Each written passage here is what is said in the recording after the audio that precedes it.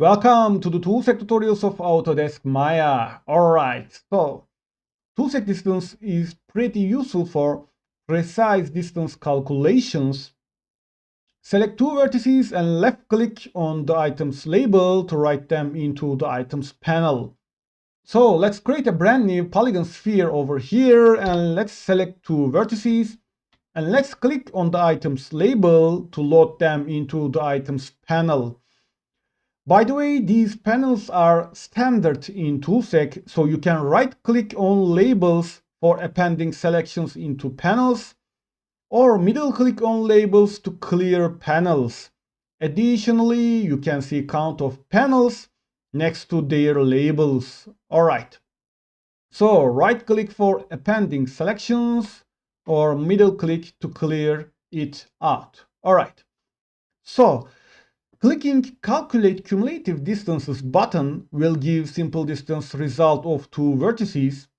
You can view separated results for X, Y, and Z axes, as well as the final length over here. You can also copy results from these read-only boxes. Alright. Distances are not limited by only two vertices, of course. Same distance terms are also valid for two CVs of a curve, 2 points of a curve, 2 CVs of a surface, 2 points of a surface, and one edge.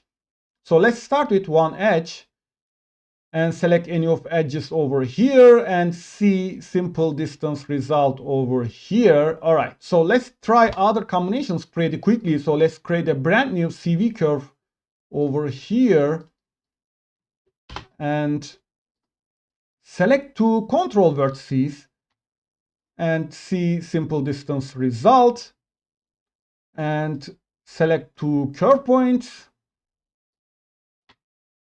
see simple distance result. All right, let's create another brand new NURB sphere and select two surfaces points and see simple distance result. Select two control vertices and see simple distance result. All right. If you select anything other than among those I counted, your selections will be converted to edges as well as selecting multiple edges. Their separate distance will be summed. That's why it's called cumulative. So selecting multiple edges will calculate cumulative distance result instead of simple distance result. So let's see this. Same term is also valid for a face or multiple faces or even the whole object itself. All right. If your items are not supported somehow, the result will be -1. So let's create a NURB sphere over here and let's select an isoperm here.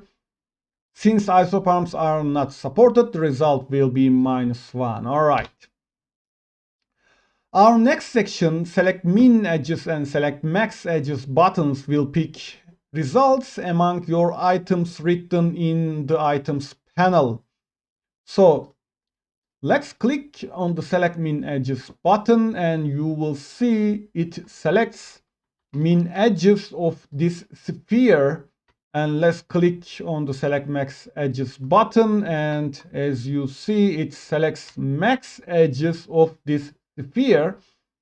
There is a precision float box, which means if the difference between two lengths is below this number, they will be counted as exactly same. So if your precision is higher, more edges tend to be chosen, or if your precision is lower, less edges tend to be chosen.